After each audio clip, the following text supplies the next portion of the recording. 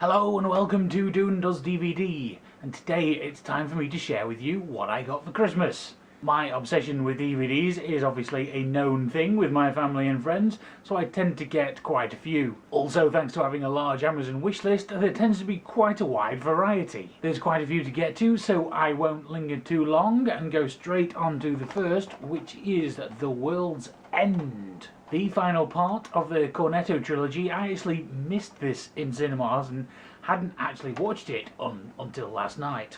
Unfortunately, I had some problems watching it because my Blu-ray drive in my computer refused to cooperate with it. It's a topic for another video, but it really bugs me when copy protection gets so strong that it actually stops legitimate users watching their product. So rather than the nice new Blu-ray, I had to end up watching the standard definition ultraviolet copy.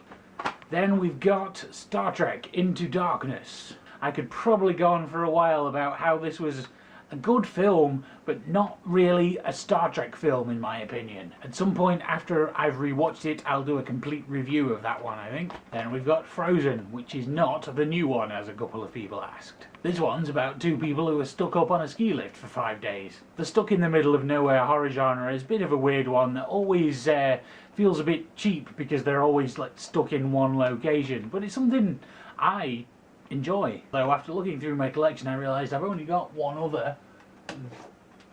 That's Open Water. Although that says Blair Witch meets Jaws, so maybe Blair Witch counts, which is up there somewhere.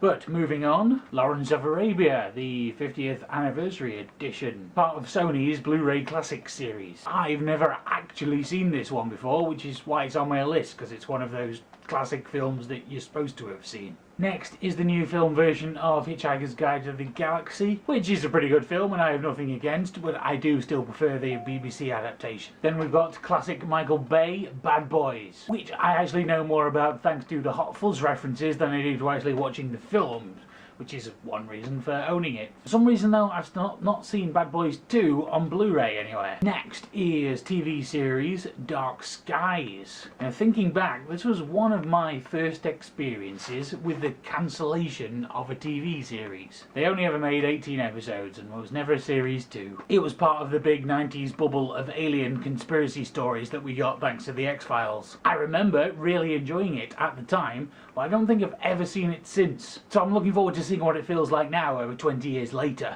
Then there's a couple from the Ghibli collection, Howl's Moving Castle and Princess Mononoke.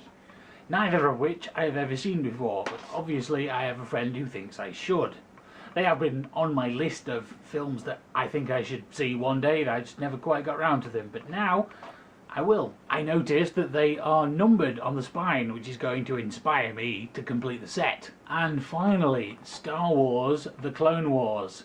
The original hand-animated version that came before the more popular 3D computer version. That's another one that I loved at the time but have never really seen since, and I'm not even sure I ever saw all of them. They were easy to miss because they're only like 5-minute shorts. An entire series only adds up to 60 minutes. Thinking about it, I'm not absolutely sure where they fit in general Star Wars canon. I'm not sure whether the new CGI version of Clone Wars overwrote that or came after it. I will have to look that up. So, that was my Christmas haul. I hope you all got what you wanted. Thanks for watching, and I'll see you next time.